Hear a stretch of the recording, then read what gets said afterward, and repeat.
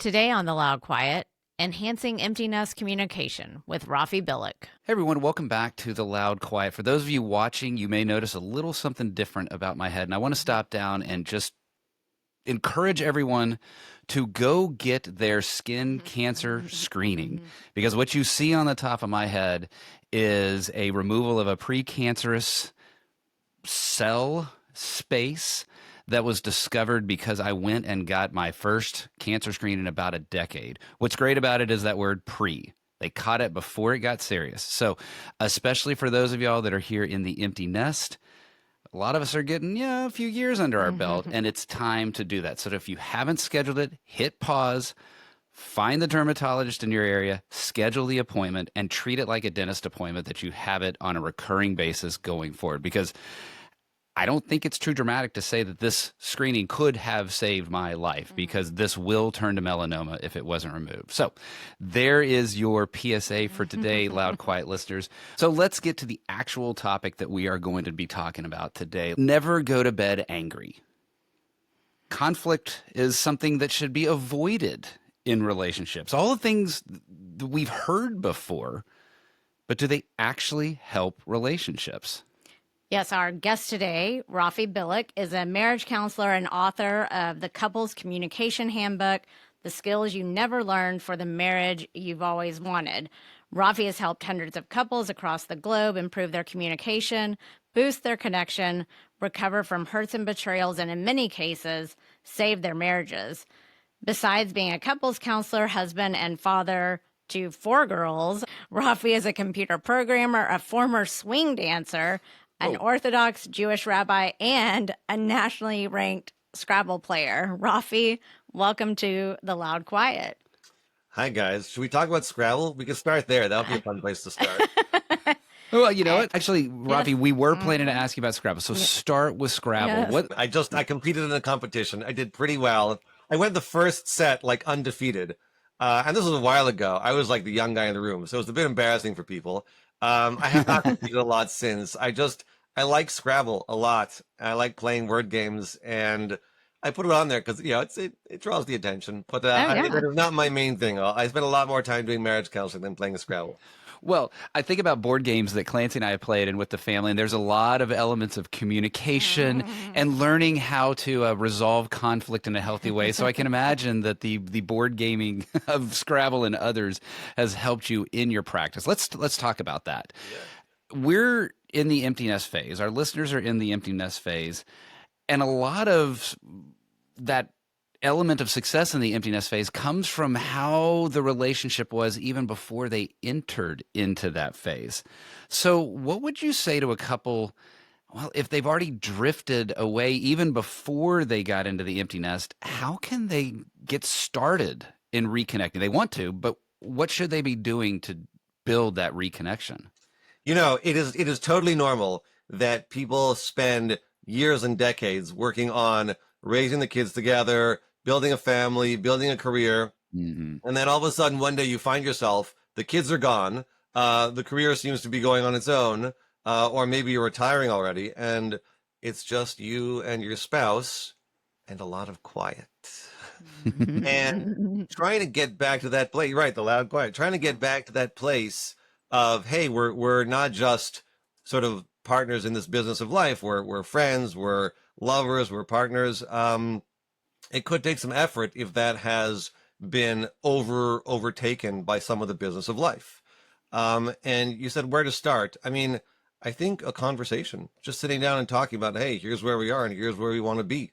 And for people who don't have the skills or the courage or the ability to re-engage like that, reach out to a counselor who can help you re-engage. I've definitely seen a lot of folks in their senior years still trying to make it work better than it has in the past. And that's a great thing. That's what people like me are here for, to help you guys reconnect.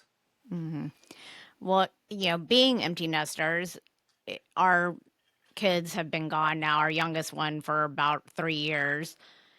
But we find that there's still conflict that creeps in involving them between us, things they're dealing with, and then it creates conflict between us. What can we do about that? How can we not make that a big issue, or is that something that is just going to be there for the end of time? Yeah, you're Oh. stuck. No solution. Sorry. No, you're stuck with quiet. All right. Thanks for being on. Good time with you, Robbie. Um, it's funny. People think that like, oh, once the kids are older and out of the house, it'll be good. We'll be able to, it'll be all golden years. We'll go on trips and things. Like, actually, you still have trouble with your kids. It's just a different flavor. Um, yeah, and I think the name of the game is the same thing. People often try to run in and solve this problem on the fly. Like, oh gosh, Billy's calling us, and either Billy with his homework, or now with you guys is like Billy with his mortgage, whatever might be going on, and you want to run in and solve the problem.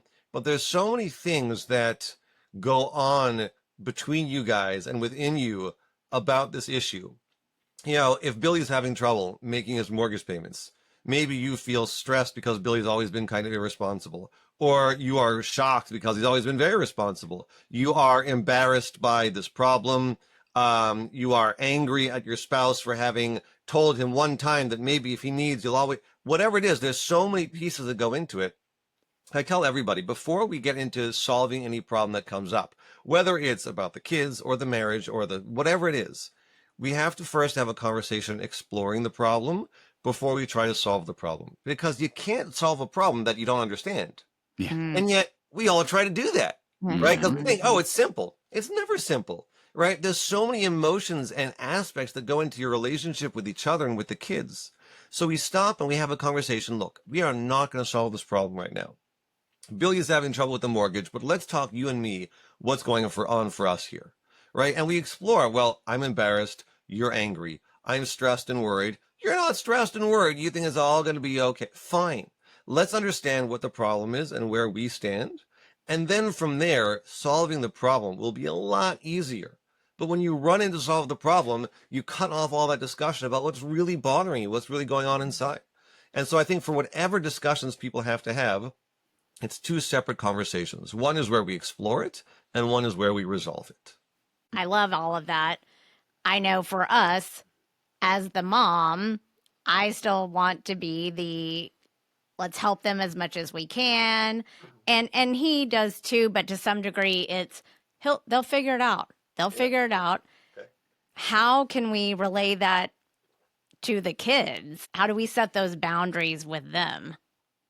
Well, you guys may not agree on what needs to happen. Maybe you want to, give them a little extra cash to cover the mortgage and you don't.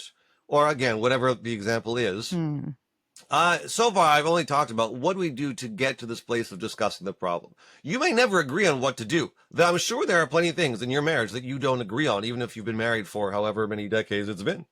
So the goal here is not necessarily to reach an agreement, because some things you will not agree on.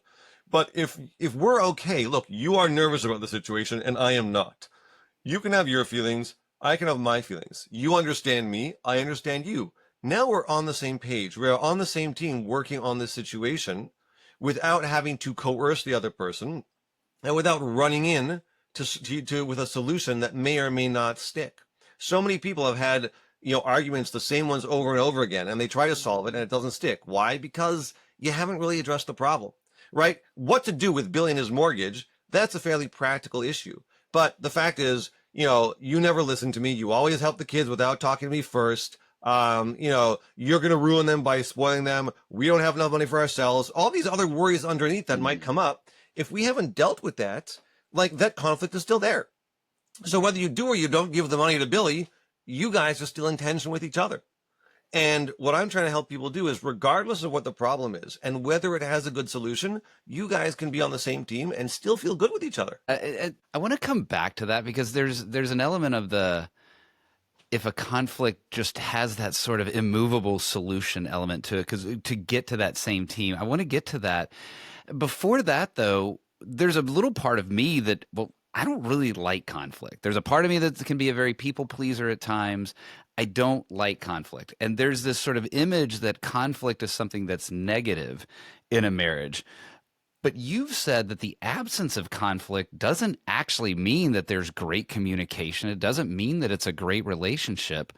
Are Are you saying, hey, the conflict is something we should have? Where do you stand on conflict in a relationship? Let's understand conflict, right? Every relationship has conflict.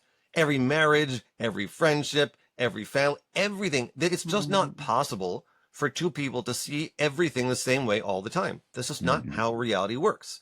So if you would like to go out for Mexican and you want to go out for Chinese, that's a conflict. That's a difference of opinions. That's a small one, probably. But there's so many ways, big and small, in which you guys don't agree, and any two partners will bump up against each other. So you could avoid that, stuff your feelings, not deal with it, and watch it pop back out later in a horrible, angry way. Or you stop and say, you know what? When you booked the Chinese restaurant without asking me, I really felt a little bit overlooked, right? So it's uncomfortable to talk about the vulnerable feelings, and having a good plan for communication and a good set of skills, which is what I help people achieve, allows us to have those conversations in a way that, again, leaves us feeling connected. I might be angry at you for something you've done, but we can still be connected. Conflict, Mm. anger is not against the relationship. Anger is a normal part of a relationship. If you turn to punching and screaming and yelling, yeah, that's a problem on the relationship. But the fact Mm. that I'm angry at you, I could love my wife dearly, and I do. But if she forgot to pick up my dry cleaning like I asked her, I might be mad. That doesn't mean I'm going to go throwing things and blowing up, but I can say, I'm really mad that you forgot this, and that can be okay. And the fact that we have a relationship in which I can say, I am mad at you, and she can hear that, and we are still connected, that is good stuff. That is a solid relationship. Well, okay, I agree. It seems like there's a lot of foundational work though to get to that point because there certainly are times that I'm frustrated with Clancy, but I don't always feel comfortable saying, "Hey, I'm angry about this situation." What are the kind of foundations to get to that point where you feel okay expressing that uh, negative or conflict oriented emotion? So I would say two things. Number one, if there is something in you that feels uncomfortable being angry, that you feel like it's the wrong thing, I mean, I'm a bad person, or you worry that it's going to blow things up just because I'm angry, we should probably check into that. Some people have these templates from their childhood that, Mm. if I was ever upset, my parents would, spank me and whatever. Like I was not allowed to be angry. So that can leave a mark, psychologically. But let's say that we understand, yes, it's normal for people to be angry. I don't want to express it to you. I'm worried how that's going to go. I don't think we can. I think just learning how to have a good conversation, with the skills that you can pick up, online in a book. My book happens to be the best one, but you can pick them up in any of them. How do you have a conversation? What's going to happen next? If you say I'm angry, most people, if I come and I say to you, I'm angry with you, I get a response like, well, that's because you did this and this, or I didn't mean that. I meant, and there's all kinds of unhelpful responses that people give. But if we learn how to have a conversation, and I can be confident that if I say I am angry with you because you forgot to pick up the dry cleaning, that I'm going to get a loving, connecting response, even if we disagree. And even if we're angry at each other, then we can step into that in a much more functional way. So getting a sense of what goes into such a conversation and how to do it is really helpful. I mean, it would be nice to think that everybody comes from a background of having a good, solid relationship or a foundation to build off of. But many of the couples I work with don't. They come in, they've got horrible communication, they're in a big fight about this, that, or the other. And what do? I say, okay, one step at a time. Let's walk through the process of a good conversation together, right? We're not Hmm. solving the problem. We're just going to explore the problem right now and all the other things we put into place to make it work. And they can do it. I thinking about I'm thinking about like our generation, feelings were not a big thing that we talked about or were expressed, but then our children, you know, things started gearing towards more of them being able to Hmm. express their emotions. Have you seen a change like between our age group and like, Yes. our children or even your daughter's age, that they are better communicators because they understand those feelings? I don't know if it's better communicators, but there has been definitely a huge generational shift, right? Mhm. I don't know exactly where it cuts off, but everyone my age and older, and I'm 43 now. We all remember that our parents yelled at us, they spanked us, and that was just life. And there wasn't a sense of like working on feelings and assertive communication, like you said. Mhm. And now there is. And I think there's a lot of positive value. Of course, some people go too far, and there's, a lack of boundaries and discipline. I Mhm. cannot tell you how many people of a generation above me I've worked with. They come and they say, I don't understand my kids. They don't have a parent. There's no boundaries. There's no discipline. Like, Hmm. well, there is. It looks a little different. Hmm. Um, I think overall it's a good thing that people have a sense of, oh, I have feelings and I can talk about them, and that's where the goodies are. If we want people to have the ability as they grow up to deal with the issues in their lives, being able to notice what is actually the issue. Again, the issue is not that you took the cookie from the jar, and the issue is not that my son cannot pay the mortgage. The issue is I don't like being bossed around, or I'm embarrassed Hmm. about my family's financial state, or whatever it is. There's Mhm. things underlying it. And the better we as individuals and as a society get at picking into that and noticing what's going on there, the easier it'll be to actually come up with solutions, big and small. Yeah. Well, that's, another emotion, anger. And I remember in our, I think we had a book at one of our showers or at our, maybe even at our wedding where people put their advice. And yeah, the number one thing was Never don't do go to bed angry. it. So, but Boo. I know you say the opposite of that. Tell us. Well, so many people have gotten stuck with this advice from grandma. And so they think it's critical they solve every problem right away. And so, some big fight happens, at 11:48 p.m. And Yeah. like, well, we got to deal with this. So what happens? They're both angry, they're exhausted, they spend 3 hours arguing, they're more exhausted, nothing's been solved, and the next day is a wreck. Hmm. Like it's just not the way it works. People do not flip in an instant or even in one 3 hour conversation. One time I had one couple say to me, yeah, after a 3 hour conversation of yelling and screaming, we got to a better place. Like, yeah, but couldn't we do it without the 3 hour argument?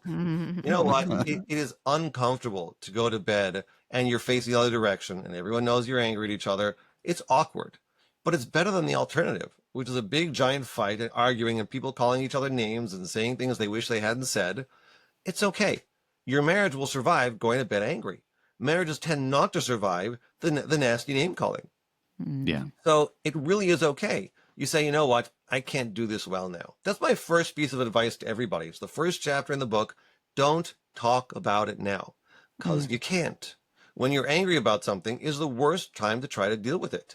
You need to come down a little bit. You need to bring the temperature down and get those frontal lobes operational again, because when something goes wrong, you shut down, you're in fight or flight, and you're just throwing all these things at the wall, and just like it doesn't work out well. It is okay to walk away and say, hey, I'm angry, but I cannot talk about it right now. Again, anger is not against the relationship. Anger is a part of the relationship, and how you handle it depends how the relationship will go.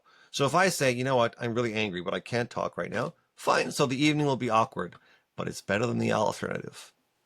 Yeah. That it's still hard even hearing that and even knowing that we've gone to bed angry and that sort of thing. It's hard to accept that because it has been put into our head so often. It's not the right time now element of that makes sense logically. What about when it doesn't seem to ever be the right time? How can a couple get past that point of where it seems like the issue is immovable or impossible to solve, or they're just at that point that you can't seem to get to an agreement? The goal can't be agreement because we may not agree, right? Some people may have married somebody who's on the opposite end of the spectrum from them when it comes to abortion, gun control, immigration, whatever it might be. Mm, You may never convince the other person. I'm just picking up the hot ticket issues. But it also comes up with that argument we had yesterday where you said that and I respond, no, no, no, you said that, no, no, no, you said it first and then I said. And so many people have this issue, like we have to set the record straight. And I get the compelling nature of that because I feel it myself. but it doesn't help you. Trying to agree on what happened yesterday, we may never agree. I tell my couples, you guys are going to go to your grave believing that you were the one who said this, that, the other, and they didn't. But we're never going to resolve that. We're just going to talk about what the impact on you was, and then we'll be on the same page again. We'll be on the same team working together, and we'll never agree. And that's okay. So pushing for that agreement and saying, no, we have to solve this issue now because you think that Seinfeld was funnier, and I think that Friends was funnier. We got to solve that right now.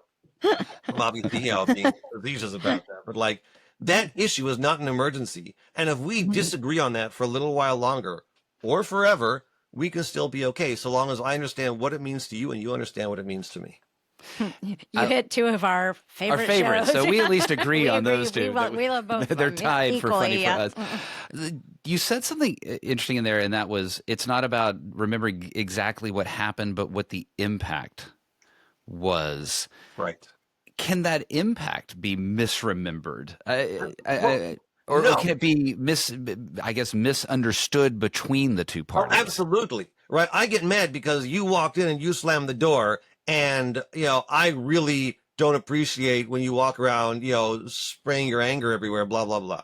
Right. So you're thinking, I just had a bad day at work and I was in a rush to get to the next meeting, et cetera, et cetera.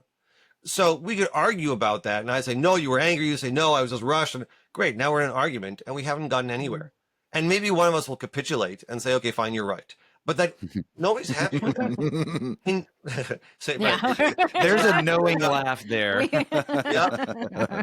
But if you were to say, you know what, we pick a calm moment, not before the meeting, but later that night, and I say to you, you know what, Rick, when you ran in and slammed the door, it just drives me crazy that you just, you sort of spray your anger everywhere and everyone has to hear how bad a mood you're in. And it just makes me uncomfortable. So now you can try to explain to me why that's not what happened and that's not what you meant, et cetera, et cetera. And everyone listening knows that doesn't get you anywhere. We've all tried that. If I just explain to her why I'm mad, that I'm not mad, then she'll understand. So I'll explain to her what I meant, then she'll be okay. Has that ever worked? Everyone listening can say, no, we all know that doesn't work. It seems logical, but it doesn't. But instead, if you would say, you know what, Raffi, I can understand why my slamming the door has that impact on you. And I'm really sorry that it makes you uncomfortable. So you haven't agreed with me. You're just validating how I feel. You say, that really stinks that you feel that way. Yeah. And then you might say, you know what, can I sort of explain to you where I was coming from? And I'll say, once I've been heard, then I'll say, yeah, well, tell me what it's like for you. And you'll say, well, I was in such a rush and I was really stressed out. And I wasn't angry at all. And I didn't mean to slam the door. I was really worried about getting to the next meeting. And, how stressful it is for me at work. And I feel bad that it has that impact on you. Oh gosh, I'm a little bit overloaded with work these days. And I go, oh, so you're not mad when you run in the door. You're just rushed and stressed. I can see that. So neither one of us has to agree that the other person is right. It really doesn't matter who's right. What matters is I care about your stress and you care about my discomfort. And now we're in sync and we're having a good relationship. And that's great. So when you're talking about different topics that might cause arguments, as a marriage counselor, what do you find are the hot issues? We always were told finances and sex. Are those still the top of the charts, or what are you seeing? I get everything because when people don't know how to communicate about the things going on in their lives, everything becomes a problem, right? Mm-hmm. The fact that you left the faucet on, and the fact that dinner wasn't ready, and the fact that you came home late, and the fact that you don't parent the way I like, everything could be an issue. Mm-hmm. But yes, there are some more difficult topics, right? Like lawn care tends not to be one of the big, but finances and sex, and parenting these days, a lot, yes. Parenting wasn't really a verb for my parents in my parents' generation. Now, yeah, that's true. So that brings up a lot of arguments, family difficulties, right? When somebody has a difficult parent or sibling or something, that there's a lot of stress around that. So yeah, the classics are still there, the oldies and goodies. But really, when you're not in sync with your partner, as a lot of people know, like everything can become an argument, and that's frustrating. I know one that became more apparent to me as we entered the empty nest that wasn't there, and just because stage of life wasn't quite there yet. But when I had a mom who was in the throes of Alzheimer's, and all of the energy and focus that I was putting into that, And all of the conversation that Clancy and I were having centered around that there were times that Clancy made us both aware of, hey, there's other things in life. There's other, like, we can't just focus on that thing no matter how intense and important it is. That sandwich generation focus of focus on your parents and then focus on the kids became a new set of areas that we had to figure out how to manage well in our relationship.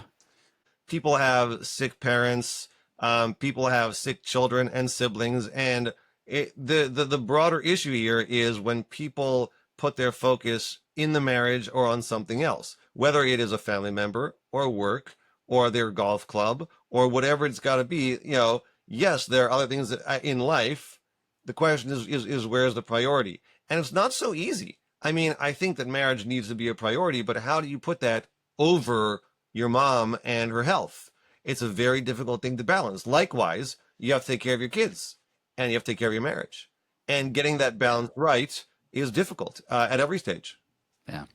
Yeah. And we, being at the phase of life that we are in, we do have a lot of listeners that are retiring, about to retire. I don't know if it was a great idea or We went not, the other but direction. we decided to go into business together after we became empty nesters. So how did you handle that transition going, to seeing each other, in the evenings and being together on the weekends to now 24/7? What tips on communication do you have for those people entering that phase of retiring or being together all the time? Yeah. Take a lot of naps. All right. Duly noted. It's hard. It's a transition. Mm. Preparing for it. Again, I would, if a couple came to me and said, "Hey, we're going that direction. What would you recommend?" I'd say, let's start having some conversations about what it's going to be like. What are you worried about? What are you worried about? I'm concerned about being together all the time. It'll be hard. I'm nervous that you are not going to want me to go play golf like I do it once a week. Whatever it's going to be, like, let's talk about what's coming. And that in itself is something that brings us together. Like, we are working on this together. It will be a change. There will be new terrain to navigate together if we can talk about these things well. And when we try one thing and then we say, you know what, I think this really is a lot of time together. I mean, yeah, I love you and it's great, but like I'm going a little bit crazy in the home. I miss my friends. I need some sense of purpose. Whatever it is, all the challenges that come along with retirement and the golden years and all that. Okay, let's talk about them. Let's keep the conversation going. There's no one solution for, okay, what's retirement going to be like? And guess what? When you come up with a solution, 2 years down the road, things may change. So let's keep the conversation going. Let's stay in touch with each other, communicate, talk about our feelings, our issues, our concerns. That will make it good.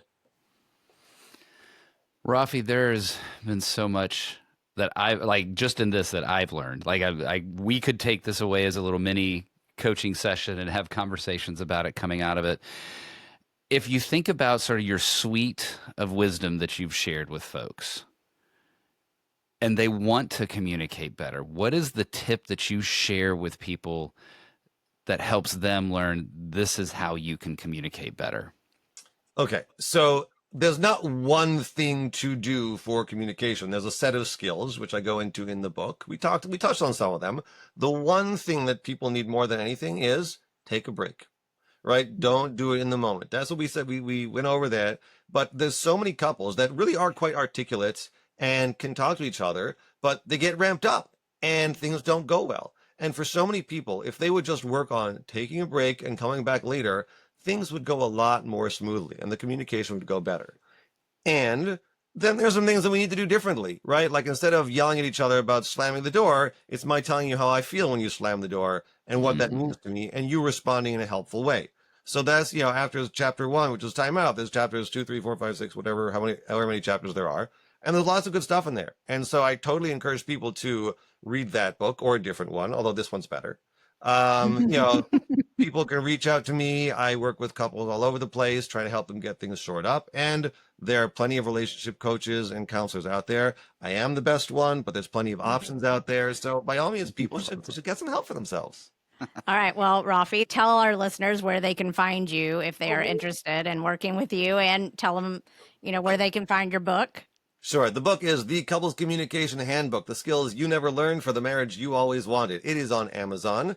It is easy to find if you go to thecommunicationbook.com. That is my website, and people can reach out to me there. There are videos there and some extra blog posts with extra ideas, an email list if you want these juicy bits of wisdom sent to you. And you can get the first 2 chapters for free. If I have not convinced you yet that I have good stuff to share, download the first 2 chapters. You can get the ebook. There's also an audio book. So if you like listening to me speak, there's 7 hours and 29 minutes of that. You can get the first 2 chapters free on the website and check it out. And if it seems like it'll be helpful, go for it. And if not, okay. That's awesome, Raffi. We will certainly get all of those links down in the show notes. So, folks, you don't even have to hit pause. Just scroll down show notes, click the links, and you'll get to learn more about Raffi or get access to buying his book. Raffi, you've taken me on an interesting sort of path of learning here. I know that Clancy and I are walking away with some moments, and I guarantee the listeners and viewers have been with those same aha moments. That idea of take a break, that certainly that idea of it's okay to pause, including overnight, is such, it shouldn't be, but it is such an epiphany for many folks that came out of our generation, and how our generation has become more aware of the emotional impact and the impact rather than necessarily getting to the details of what happened, but really focusing on the impact of it. Those were all phenomenal learnings, and I'm so appreciative of what you've had to share with us today. Raffi, thank you for joining us on The Loud Quiet. Thank you for having me. Always a pleasure, guys.